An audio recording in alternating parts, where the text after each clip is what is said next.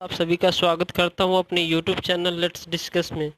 दोस्तों, आज है 10 अगस्त 2020 और आज हम विज्ञान विषय कक्षा 9th का विज्ञान विषय का वर्कशीट नंबर 16 करने जा रहे हैं।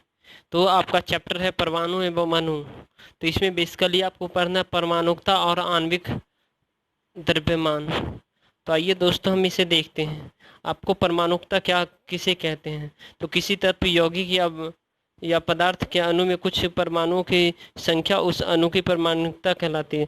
मतलब जो भी तत्व होगा, जो भी यौगिक होगा, जो भी पदार्थ होगा, उसमें जो अणु होते हैं ना, अणु अणु की परमाणुकता, उसे परमाणुकता कहते हैं। जैसे ऑक्सीजन है तो ऑक्सीजन O+O मिलकर के बना है। जैसे वाटर है तो H 2 मोल वाटर हाइड्रोजन प्लस 1 मोल ऑक्सीजन को मिलकर के ये वाटर बना है। तो आइए दोस्तों इसके जो है ना फिर कुछ सॉल्यूशन पे हम डायरेक्ट चलते हैं।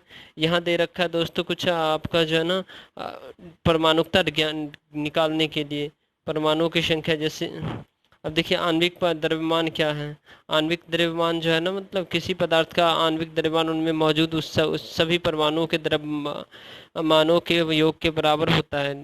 जैसे ऑक्सीजन का 16 दिया हुआ है तो कार्बन का 12 ये एटॉमिक मास यूनिट है। इसी तरह ये वर्क उसके बाद हाइड्रोजन का 1 है, सोडियम का 23 है। परमाणु द्रव्यमान है, कॉपर का 63 परमाणु द्रव्यमान है और फास्फोरस का 31 परमाणु द्रव्यमान है। क्लोरीन का 35.5 परमाणु द्रव्यमान है और नाइट्रोजन का 14 एटॉमिक मास यूनिट यानी 14 माना जाता है। तो आइए दोस्तों इसका जो है ना कुछ क्वेश्चन से इसका हम सोल्यूशन देखते हैं। परमाणु किसे कहते हैं? इन रसायनों की परमाणुकता बताइए। CuSO4 तथा HCl और S8 NaCl2 NaCl plus H2CO3। जब जल में अणु परमाणु की संख्या का अनुपात परिकलित कीजिए। जब जल में H का द्रव्यमान अनुपात 1:8 होता है। दिए गए अणुओं की द्रव्यमान परिकलित कीजिए। तो आइए दोस्तों जो इसका जो है ना मैंने आंसर लिख रखा है। परमाणुकता किसे कहते हैं? और किसे कहते हैं? इन रसायनों की परमाणुकता बताइए। जैसे कॉपर सल्फेट है, हाइड्रोक्लोरिक एसिड है, सल्फर 8 है। इसी तरह दोस्तों ये जो एटम दिए हुए हैं सोडियम क्लोराइड है, तो इसकी परमाणुकता भी निकालना है दोस्तों। तो परमाणुकता किसे कहते हैं? किसी तत्व या पदार्थ के अणु में कुल परमाणुओं की संख्या को परमाणुकता कहते हैं। आ गया ये क्वेश्चन। अब इसका मैं परमाणुकता कॉपर में कितना है परमाणुकता दोस्तों देखिए। CuSO4 तो कॉपर 1 है, इसमें सल्फर 1 है और ऑक्सीजन 1 × 4 तो 4 है। तो ऑक्सीजन कितना 4 है। तो परमाणुकता ये सबको ऐड कर देंगे।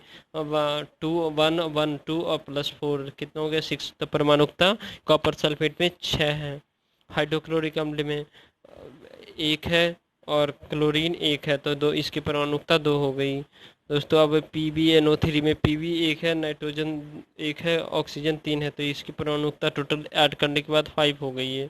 S8 मतलब सल्फर 8 तो इसकी परमाणुकता जनरली 8 ही होगी। सोडियम क्लोराइड सोडियम 1 क्लोरीन 1 तो ये इसकी परमाणुकता 2 होगी। हाइड्रोजन कार्बन डाइ CO3 तो हाइड्रोजन की 2 है, कार्बन का 1 है, ऑक्सीजन की 3 है, तो इसकी टोटल परमाणुकता 6 होगी। जल अणु में जल अणु में परमाणु की संख्या का अनुपात परिकलित कीजिए दोस्तों। तो दोस्तों इसमें तत्व दिया हुआ है। जैसे जल जल तो H2O होता है, हाइड्रोजन का आपको पता होना चाहिए दोस्तों। तो इसका द्रव्यमान संख्या अनुपात A है, जो 1:8 दिया हुआ है और हमें जो है ना हिंट से भी दिया है और बताएं। उसके बाद परमाणु द्रव्यमान अनुपात B से हमने डिनोट किया। तो जैसे हाइड्रोजन का 1 होता है परमाणु द्रव्यमान, उसी तरह ऑक्सीजन का जो ना परमाणु संख्या 8 होता है, बट उसका परमाणु द्रव्यमान 16 होता है। तो परमाणु द्रव्यमान अनुपात B में जो है ना 1/16 हो जाएगा। क्यों? क्योंकि हाइड्रोजन का परमाणु द्रव्यमान 1 है और ऑक्सीजन का परमाणु द्रव्यमान 16 है। तो ये 1/16 हो जाएगा। और अब हम A/B मतलब ये द्रव्यमान अनुपात A को बट्टे करेंगे परमाणु द्रव्यमान अनुपात B से।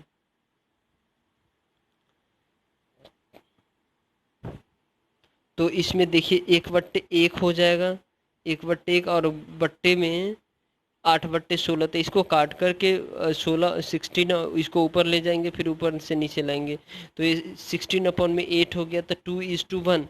तो हाइड्रोजन और ऑक्सीजन जो है ना, हाइड्रोजन 2 मोल हो गया और ऑक्सीजन 2 मोल हो गया। तो इसमें परमाणुओं की संख्या दोस्तों, हाइड्रोजन इक्वल टू 2 हो गया, ऑक्सीजन इक्वल टू 1 हो गया। तब जल का जो फार्मूला होता है H2O होता है दोस्तों। अब हम क्वेश्चन नंबर 3 कर रहे हैं। दिए गए अणुओं का आणविक द्रव्यमान परिकलित कीजिए। Sodium chloride, copper sulphate, H2CO3 और वाटर। तो आणविक द्रव्यमान जैसे NaCl, सोडियम क्लोराइड का, तो NaCl तो कितना हो गया, सोडियम 1 है, इसका परमाणु द्रव्यमान 23 होता है दोस्तों। और क्लोरीन का परमाणु संख्या 17 होता है, बट इसका परमाणु द्रव्यमान 35.5 होती है। तो 23 को हमें क्या करना है, परमाणु द्रव्यमान को इस तरह से जोड़ना है।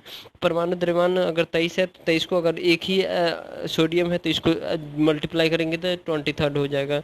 30.5 को 1 से मल्टीप्लाई करेंगे तो 30.5 हो जाएगा। तो ये टोटल ऐड करेंगे तो 58.5 U हो जाएगा। एटॉमिक मास यूनिट कह सकते हैं या यूनिट कह सकते हैं। CuSO4 कॉपर सल्फेट में कॉपर का परमाणु द्रव्यमान 63 होता है और सल्फर का 32 होता है। और उसके बाद जो है ना दोस्तों, ऑक्सीजन का 16 होता है। तो 4 ऑक्सीजन में 4 है ना, ऑक्सीजन का 4 मोल है, तो 16 को 4 से हम मल्टीप्लाई कर देंगे, 16 चौका 64 आता है, 63 और प्लस 32 ये सबको ऐड करेंगे 159 एटॉमिक मास यूनिट हो जाएगा दोस्तों। H2CO3 है, तो H2CO3 तो हाइड्रोजन 2 मोल है, H तो 1 को 2 से मल्टीप्लाई कर देंगे। कार्बन का 12 होगा दोस्तों, प्लस 16 इंटू 3 16, जैसे ऑक्सीजन का 16 होता है परमाणु द्रव्यमान, और तो 16 को 3 से मल्टीप्लाई करेंगे तो 48, तो 2 प्लस 12 प्लस 48, तो ये 62 एटॉमिक मास हो गया दोस्त। तो एटॉमिक मास यूनिट। और वाटर 2 है, हाइड्रोजन 2 है, प्लस ऑक्सीजन 1 है, तो ऑक्सीजन का जो परमाणु द्रव्यमान होता है 16 होता है, तो 2 को 1 से मल्टीप्लाई करेंगे 2 प्लस 16, तो 18 एटॉमिक मास यूनिट होता है। तो दोस्तों यह वीडियो आपको जैसा लगे वो बताइएगा, और मैं शेयर कीजिए, कमेंट कीजिए और अपने दोस्तों के साथ शेयर कीजिए। और थैंक यू दोस्तों, देखने के लिए धन्यवाद।